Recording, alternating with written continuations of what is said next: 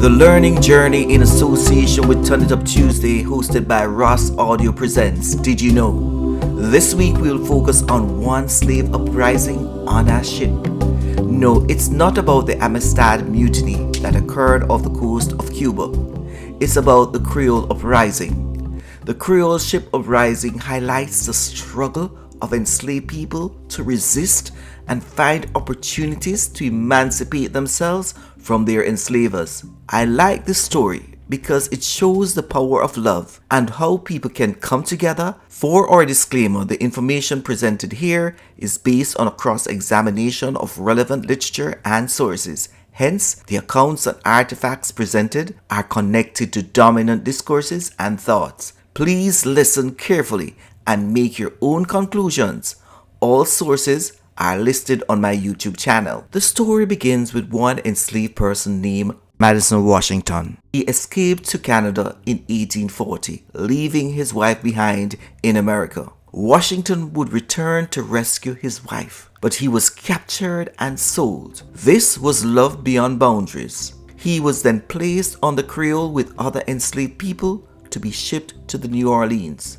In total, there were over 130 captives on the Creole. Washington is very critical to the story because he had a taste of freedom before and seemed to have gained information regarding emancipation in the Caribbean. He may have heard about the Amistad mutiny before. The reality is that the taste of freedom would force Washington to make another attempt for freedom. Knowing what is required for a successful bid for freedom, I am sure that Washington would be observing, assessing the situation on board. He would have certainly have worked out the ratio of enslaved people to the crew. The Creole housed women and men in separate spaces on the ship. Washington seemed to have had some cooking skills, and his duty on the Creole was that of a head chef for the enslaved.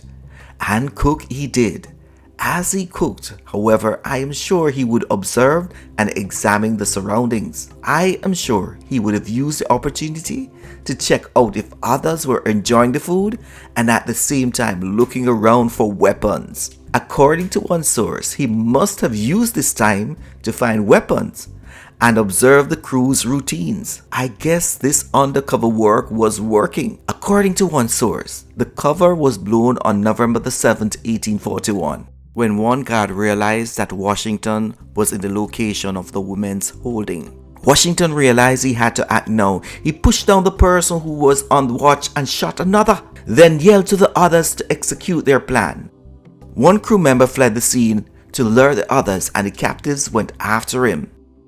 Washington was aware that the only way to freedom was to head towards the Caribbean area. Remember, emancipation for enslaved people in the Caribbean took place decades before slavery was abolished in the United States. Therefore, a demand was made to take the Creole ship to the British territory. During this time, the fight for freedom continued and the crew were locked up and guarded. The ship arrived in Nassau, a British territory. I am not sure what happened, but one member of the crew was able to contact the American consul. Without delay, America contacted the British government for Bahamas. The British sent troops to take charge of the ship and arrested the enslaved people fighting for their freedom. After reviewing the case, the local courts stated that they could not make a judgment because this case was out of their limits. Even the President of the United States got involved in this situation. America wanted to send warships to extradite the enslaved people. Here's a sample of his letter. I regret to be obliged to acquaint you with a very serious occurrence in a port of the Bahama Islands. The bottom line is that the President suggested that these persons were still enslaved, although they were in a territory that had abolished slavery decades ago. He also wanted the authorities to hold the enslaved people until the warships came, but this request was rejected. One argument put forward is, if England enslaved people, would a free person be enslaved on arrival in England? The argument put across by America did not make sense. One thing for sure, the news about the new arrivals would have brought the free people to the surroundings. And of course, they must have gathered nearby the ship. Based on one source, the crew tried to make a break to New Orleans, but they were stopped by the British Army. After a few meetings, the 19 mutineers were placed on shore and sent to confinement. The other enslaved captives, they were given their freedom. A trial was held and Washington and the other conspirators were freed.